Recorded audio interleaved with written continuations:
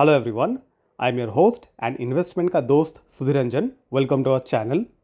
इस वीडियो में हम लोग डिस्कस करने वाले हैं येस बैंक के स्टॉक के बारे में। ये एक काफ़ी पॉपुलर स्टॉक है, खास करके नए इन्वेस्टर्स में, क्योंकि स्टॉक प्राइस बहुत ही कम है, इसलिए बहुत सारे लोग इसको लेना पसंद करते हैं।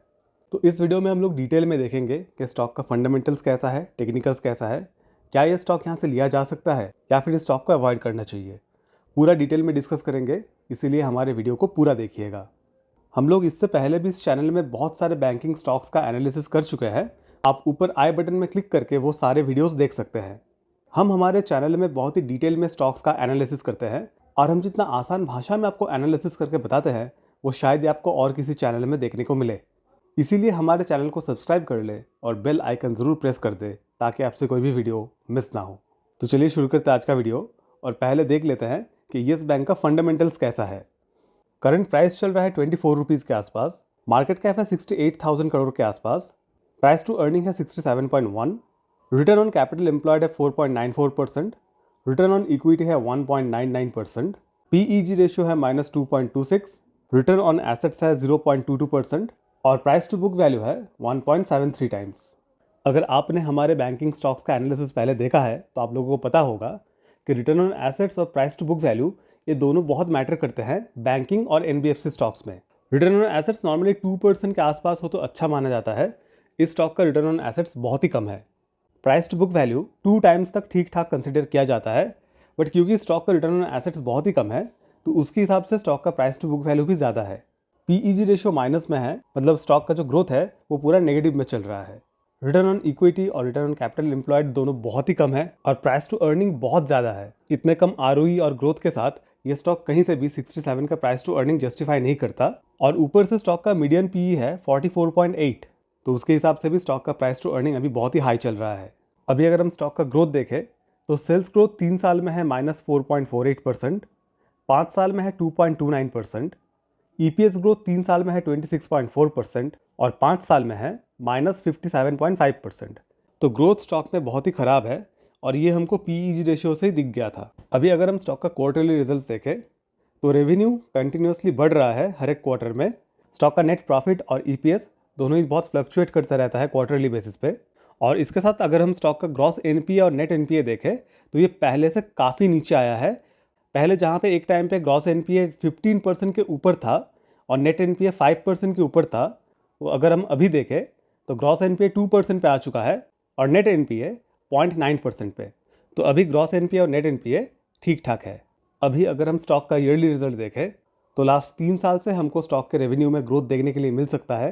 2022 पे जहाँ पे रेवेन्यू था 19,000 करोड़, 2023 में हुआ 22,000 करोड़, वो करंट फाइनेंशियल ईयर में चल रहा है 26,000 करोड़। तो रेवेन्यू में अच्छा ग्रोथ है, बट स्टॉक का जो नेट प्रॉफिट और ईपीएस है वो दोनों ही 2023 में घट गया था और ट्रेलिंग 12 मंथ्स में थोड़ा रिकवर किया है। अगर हम स्टॉक का फिनांसिंग मार्जिन देखें तो ये करंटली नेगेटिव में चल रहा है ऑलमोस्ट लास्ट 6 सालों से।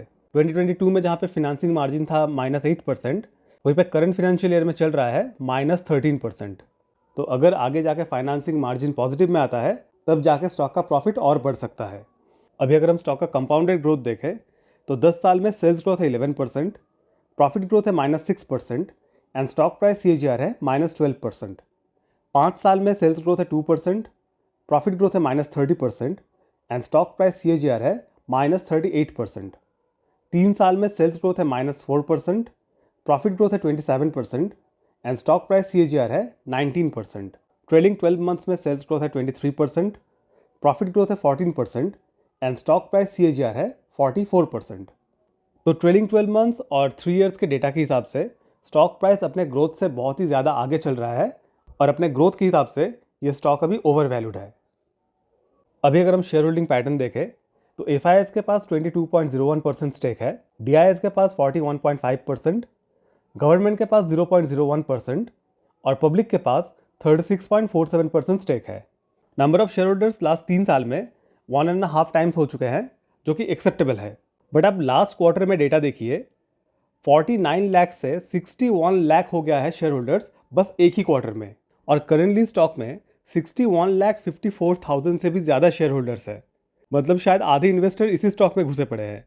अभी अगर हम स्टॉक का टेक्निकल चार्ट देखें तो ना ही डेली टाइम फ्रेम में और ना ही वीकली टाइम फ्रेम में हमको कोई भी पैटर्न देखने के लिए मिल रहा है। अगर ये स्टॉक में कोई भी पैटर्न बनता है तो हम आपको वीडियो बना के ज़रूर बताएंगे, इसीलिए हमारे चैनल को सब्सक्राइब करके रखें। अभी अगर हम फंड हाउसेस का रिपोर्ट देखें तो रिसेंट टाइम्स में कोई भी रिपोर्ट नहीं आया है। यहाँ पे हमको दिसंबर 2023 का एक रिपोर्ट एक्टिव देखने के लिए मिल रहा है, जो है ट्रेंड लाइन एनालिसिस की तरफ से, जिन्होंने स्टॉक पे सेल रिकमेंडेशन दिया था और टारगेट दिया था 15 रुपीज़ का। मतलब इनके हिसाब से ये स्टॉक करंट लेवल से 37% नीचे जा सकता है। तो अभी अगर हम लोग कंक्लूजन पे आ जाए तो ये बिल्कुल भी अट्रैक्टिव स्टॉक नहीं है। मार्केट में बहुत सारे अच्छे बैंकिंग स्टॉक्स अवेलेबल है। आप हमारे बैंकिंग स्टॉक्स का एनालिसिस ज़रूर देखिए, आपको वहाँ से कोई ना कोई अच्छा स्टॉक मिल ही जाएगा। और अगर आप फाइनेंस स्टॉक्स में भी इंटरेस्टेड है तो आई बटन में क्लिक करके ये वाला प्लेलिस्ट भी ज़रूर देख लीजिए। तो अगर अभी आप हमसे पूछेंगे कि स्टॉक में क्या करना चाहिए, तो हम हमारा एग्जाम्पल देके बताना चाहेंगे कि अगर हम लोग इस स्टॉक में इन्वेस्टेड होते और प्रॉफिट में होते तो हम प्रॉफिट बुक करके किसी बेहतर स्टॉक में इन्वेस्ट करना पसंद करते, क्योंकि जैसा हमने पहले भी कहा कि मार्केट में बहुत अच्छे बैंकिंग स्टॉक्स अवेलेबल है जिनका ग्रोथ इससे काफ़ी बेहतर है और फंडामेंटल्स भी काफ़ी बेहतर है। पर अगर हम लॉस में होते तो अभी जल्दबाजी में इसको लॉस में नहीं बेचते, हम थोड़ा वेट करते। और अगर हम इस स्टॉक में इन्वेस्टेड नहीं होते तो इस स्टॉक में हाथ भी नहीं लगाते, क्योंकि इस स्टॉक में इन्वेस्ट करने का कोई भी मतलब नहीं बन रहा है। स्टॉक का प्राइस टू अर्निंग ही इतना हाई है, यही स्टॉक को चलने नहीं देगा। अगर स्टॉक का रिजल्ट अच्छा भी आता है तो भी एक बड़ा चांस रह जाएगा कि शायद स्टॉक साइडवेज हो जाए, क्योंकि इतना high price to earning ratio में पीई कंप्रेशन का खतरा हमेशा रहता है। तो आई थिंक आप लोगों को समझ आ गया होगा कि आपको येस बैंक के शेयर में क्या करना है, और आपको ये भी समझ आ गया होगा कि हम लोग सेबी रजिस्टर्ड नहीं है, तो हमारा बात मान के कुछ भी डिसीजन नहीं लेना है। आप अपना एनालिसिस, अपना रिसर्च खुद कीजिए और अपना डिसीजन खुद लीजिए। अगर आपने वीडियो यहाँ तक देख लिया है तो वीडियो को लाइक और शेयर ज़रूर कर दीजिएगा, और हमारे चैनल को सब्सक्राइब तो डेफिनेटली कर लीजिएगा। अगर आपका कोई सवाल है या फिर आप चाहते हैं हम किसी पर्टिकुलर स्टॉक का, म्यूचुअल फंड का, आईपीओ का, क्रिप्टो का, किसी का भी रिव्यू करें, तो आप हमको कमेंट्स में ज़रूर बताइए। आई am your host and investment का दोस्त सुधीरंजन साइनिंग ऑफ। मिलते हैं नेक्स्ट वीडियो में। Thank you.